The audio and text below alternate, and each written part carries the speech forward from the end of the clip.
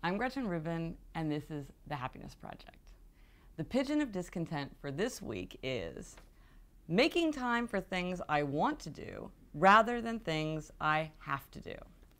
And it's important in a happy life not just to spend all your time racing around, crossing things off your to-do list and doing the things you have to do, but also having time for fun and to do things that you want to do, and even just to have a sense of leisureliness so that you don't feel like you're just always racing from one thing to another.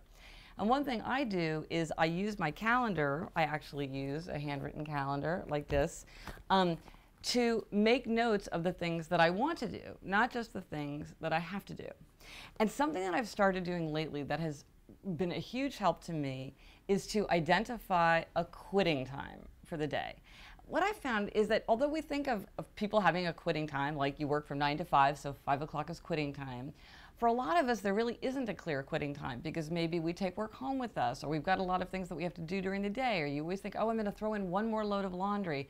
And so the whole day is spent feeling like you are working or you should be working, and so you don't have a sense of true leisure because you're like, oh yeah, well, I'm goofing off right now, but really what I ought to be doing is X, Y, or Z.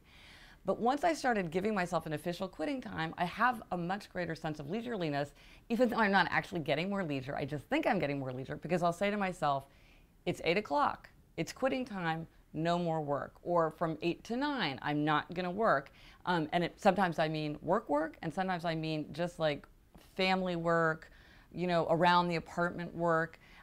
Just giving myself a sense of when I'm not expecting myself to do work, but I'm just giving myself time off. And that is making it a lot easier for me to have a sense of play and of fun and of like, it's okay for me to just be doing what I feel like because it's quitting time. So the resolution for this week is to identify a quitting time.